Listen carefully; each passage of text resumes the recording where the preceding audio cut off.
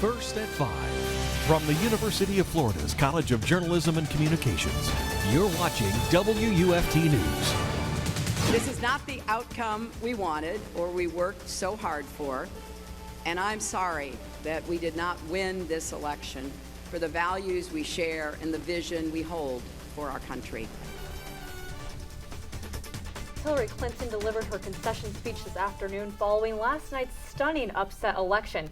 Good evening. It's Wednesday, November 9th. I'm Stephanie Byrne. And I'm Maggie Lorenz. Thanks for joining us. Across the country, voters watched as expected blue states turned red and Donald Trump became the president-elect. Evan Moon joins us with some post-election day information. Yes, Donald Trump took the win last night despite the polls predicting his defeat. Today, I took a look at how that became possible. I think even Donald Trump himself was surprised last night as swing states gave him the lead. Many polls favoring Democratic candidate Hillary Clinton to win the presidency. Here's some information about last night's election and what America's next 4 years will look like. Around the nation, Republicans and Democrats alike were gathering at parties supporting their candidate, waiting for the polls to close and the final results to come in. Voters in Alachua County showed up to these gatherings to show their support. I think that Trump is a pretty good candidate because he's had a lot of business ventures, and I think that'd be good for the economy because our economy is doing not the best right now. I believe Donald Trump may say some strange things, but he's honest. He's a former Democrat who has people in his heart. I'm Puerto Rican. I'm a U.S. citizen, but I'm supporting Hillary Clinton because she cares about all kind of races, and that's what America is. And I'm with her primarily because she embodies all the core values of the Democratic Party. I've been a lifelong Democrat, and Hillary serves us with elegance and grace and intelligence. But at the end of the night, despite the polls, Donald Trump won. So why were most polls wrong?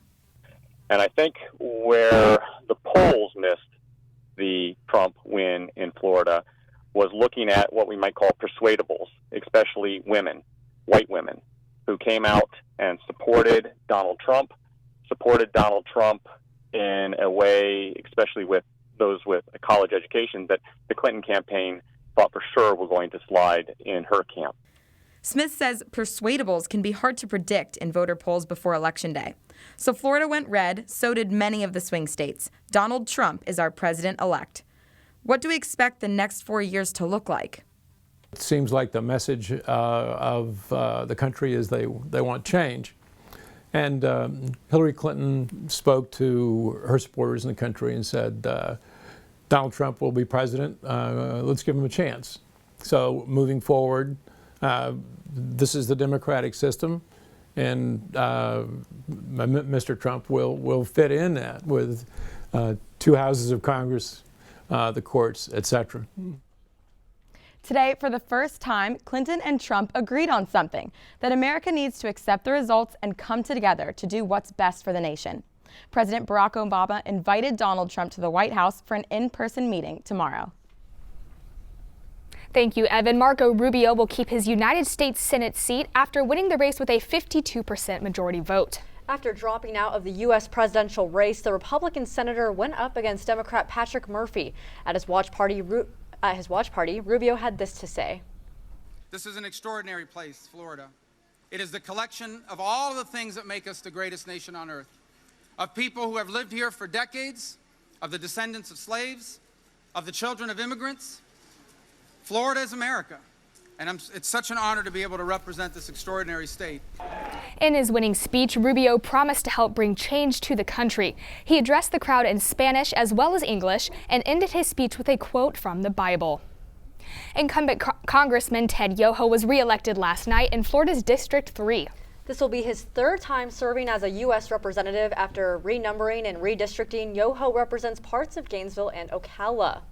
You know, winning an election, like we said before, to be able to win an election, when you put all this effort in there, and you see all these people, all these good people, if you look around here and see the vast amount of support, people believing in the cause that we stood for. And again, I didn't go to Washington for a job, we went there for a cause. Yoho says he's relieved the campaign is over, but he's looking forward to getting back to work. Out of the 83,000 votes cast for State Representative District 21, Republican Chuck Clemens took 53% of the vote to Mary Ellen Wheeler's 46%. Clemens takes the seat vacated by Keith Perry, who won the state Senate District 8 seat yesterday. Overall, the Republican Party kept a majority hold in the Florida House of Representatives. Keith Perry won one of the most bitterly contested races for the Florida Senate. He took 53% of the vote to 47% for Rod Smith. You know, all that work, all that effort, and then you start thinking about the opportunity. You don't run to win, you run to win so you can go out and do something. And so there's a lot of opportunities. It's a lot of work. The race had its share of drama when Perry engaged in a scuffle with a Gainesville resident removing a Perry sign from his yard. This ultimately was resolved with 0 charges filed. Well, the weather has been pretty gloomy all day today with some showers in the area. Yeah, it actually started raining right here right before our show started. So UF forecaster Amanda Hawley joins us in the Weather Center to tell us when the sunshine will return. Well, it won't be long, but we do have the rest of the evening to get through this kind of gloomy day. It's kind of cool, and yes, there were a few sprinkles out there as well. I do want to show you that here on the time lapse from, well, this is a live cam right now. You can see a shower off in the distance that moved through just a couple minutes ago. That current temperature 70 degrees, so it is pretty cool out there right now, and you can see the showers beginning to exit North Florida to the south, and that's because it's all thanks to a cold front that's making its way through, and really it will be dropping our temperatures tonight down into the lower 50s. But check out the rainfall over the past 24 hours. I mean, it is just kind of came in and it is just moving to our south now, which is some good news, and those cooler temperatures will be arriving tonight. That low temperature will be around 50 degrees here in Gainesville. Coming up though, I've got some good news about the next 6 days and what those temperatures will be like. Back to you. Thank you, Amanda. Alachua County was just one of several north central Florida counties to hold sheriff's races. With close to 70% of the majority vote, incumbent Sheriff Sadie Darnell was reelected. Having the support of people in the community and the agency has just made this happen. I willingly accept it and enjoy it and thrilled about it and look forward to 4 more years. Billy Woods took more than 62% of the vote for sheriff in Marion County. He will leave his position as a lieutenant at the Ocala Police Department to begin work as sheriff in January. I'm looking forward to it because the opportunity for the men and women of that agency to open doors that they probably haven't had in decades and where they can make the change. It's not me, I'm just providing the opportunity. Florida also held sheriff's races. In Bradford, incumbent Republican Gordon Smith won with more than 80% of the vote. Republican Michael Prendergast won in Citrus County with 70% of the vote. Dixie County had 2 no-party affiliated candidates for their sheriff's race, and incumbent Dewey Hatcher Sr. took the win with over 80% of the vote. The Putnam County Sheriff's race will have a recount tomorrow because only 18 votes set both candidates apart. Sewanee County has confirmed they will not hold a recount in their sheriff's race after Alton Williams submitted a letter stating he did not want a recount and that he will concede the election. With an over 70% approval rating in the polls, marijuana will become legal for medical use in Florida. WUFT's Anastasia Fraga joins us now in the studio. Ladies, just after 2 years of a narrow defeat, medical marijuana now has won easily this time around. Lawmakers had only approved narrow use of marijuana, an extract to treat seizures and compassionate care for terminal conditions. Now the system will be built to allow much broader use with a doctor's prescription. Marijuana will soon be legal for medical use in the state of Florida for any debilitating condition. Dispensaries are expected to expand across the state. One opened in Tallahassee this summer. Well, we've had expansion plans in the works now for a while. So we are in various stages of permitting in a number of places. So Tampa will likely be our next store to open. Then we have stores opening in Orlando, in Jacksonville, down in Miami. One Tallahassee doctor hopes to work his way south through Gainesville, opening clinics. The anesthesiologist says his brother passed away from cancer in a state where medical marijuana was not available. This is such a useful adjunct in cancer patients. So much so that Florida passed a law 2 years ago, but at the time he passed, it was not available. And I felt the need to help people access it now because I could not help him at the time. Now with the legalization of marijuana for medical purposes, some doctors are seeing this in a positive light to treat patients with severe conditions such as cancer, Crohn's disease, or even seizures. Because it also has potential beneficial effects. It has to be used carefully like anything else, but I definitely see it as a great benefit to our patients and to the healthcare system. It makes it easier access. With the legalization, the first step for Florida, the Department of Health is expected to adopt a process for distribution, probably a registry with patient ID cards as in Colorado. Several states had medical use or personal recreational use on the ballot, and most of the measures passed.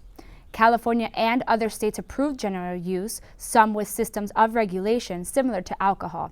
Arkansas and North Dakota have joined Florida in approving medical use.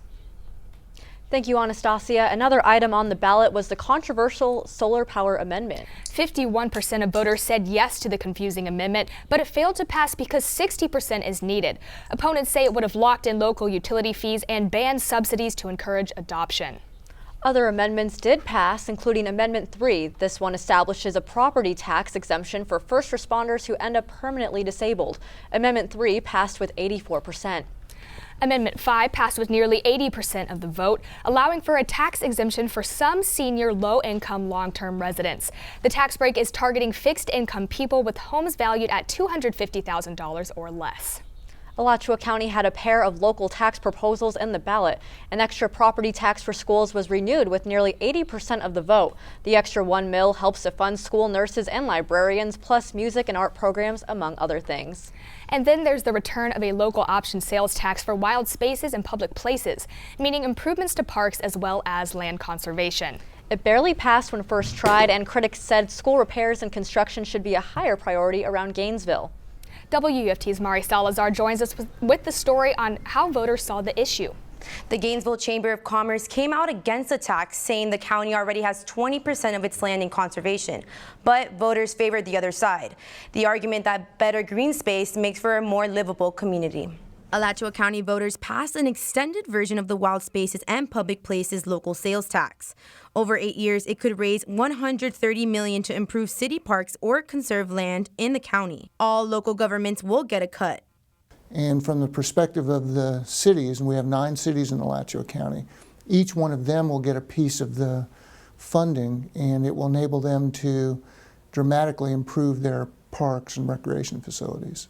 Advocates say there will be money to protect wildlife habitats and natural areas suitable for recreation.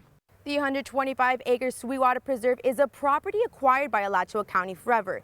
This is only one of the preserves that will have its natural resources managed by the Wild Spaces and Public Places referendum.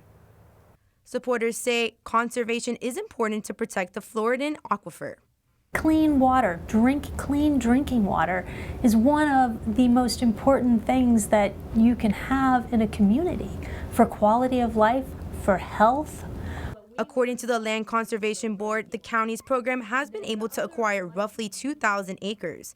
When that part ramps back up, people will be able to nominate lands to be considered for conservation. A long list of park improvements already prioritized for the funding when it becomes available. You can find that information online at wildspacespublicplaces.org. Mari Salazar, WUFT News. Still ahead, a historic drop and then a rebound. How our president-elect generated a reaction in the global market. Consumer News is next. And we saw a pretty gloomy day out there with clouds and a few sprinkles that moved by. Tomorrow, though, will be a lot cooler and a lot cooler start anyway, and we'll see a lot more sunshine. Coming up, I've got your full weekend forecast.